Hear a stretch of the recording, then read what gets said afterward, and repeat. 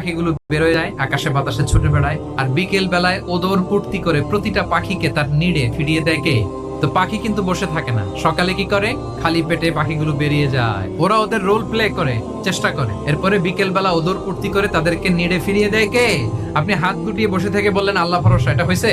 আপনি আপনার সর্বোচ্চ টুকুন চেষ্টা করবেন, সব করার পরে এরপরে আপনি বলবেন আল্লাহ ভরসা। তাহলে তাওয়াক্কুল হলো প্রথমে যে কোনো জিনিস অ্যাচিভ করার জন্য পরিকল্পনা করা, তারপর সে পরিকল্পনা বাস্তবায়নের উপায় বের করা, তারপর বিভিন্ন উপায় উপকরণের সাহায্য নিয়ে সেটা অ্যাচিভ করার জন্য প্রাণান্তকর প্রচেষ্টা চালিয়ে যাওয়া, অবশেষে ফলাফলের জন্য কার উপর নির্ভর করা।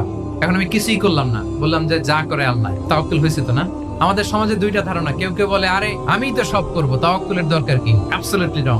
আবার অনেকে মনে করে আল্লাহই সব করে দিবে, এটাও অ্যাবসলিউটলি রং। তাহলে তাওয়াক্কুলের মেকানিজম হচ্ছে আমার সাধ্যের সবটুকুন আমি করব, তারপরে আল্লাহ সাহায্য আসবে, সেজন্য আমি তাওয়াক্কুল করব। আপনারা মুসা আলাইহিস সালামের ঘটনা জানেন, উনি যখন বনী ইসরাইলকে নিয়ে লোহিত সাগরের সামনে আসলেন, ফেরাউন তার সৈন্য নিয়ে ধাওয়া করলো, আল্লাহ তাআলা সাথে সাথে কি রাস্তা বানাই দিলেন নাকি?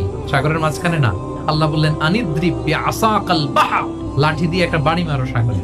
মুসা আলাইহিস সালাম বাড়ি না মারলে তো আল্লাহ রাস্তা বানাতে পারতেন না, না পারতেন, কিন্তু এটা তাওয়াক্কুলের মেকানিজম নয়। ওনাকে বলেছেন বাড়ি মারো, উনি লাঠি দিয়ে বাড়ি মারলেন, বিশাল রাস্তা হয়ে গেল। মারিয়াম আলাইহিস সালাম যখন ঈসা আলাইহিস সালামকে ডেলিভারি করলেন, ক্লান্ত শ্রান্ত ক্ষুধার্ত, কি খাবেন? আল্লাহ তাআলা বললেন ওয়াহুজ্জি ইলাইকি বিজিযইন নাখলাতি তুসাকিত আলাইকি রুতাবান জানিয়া, মানে মারিয়াম একটু কষ্ট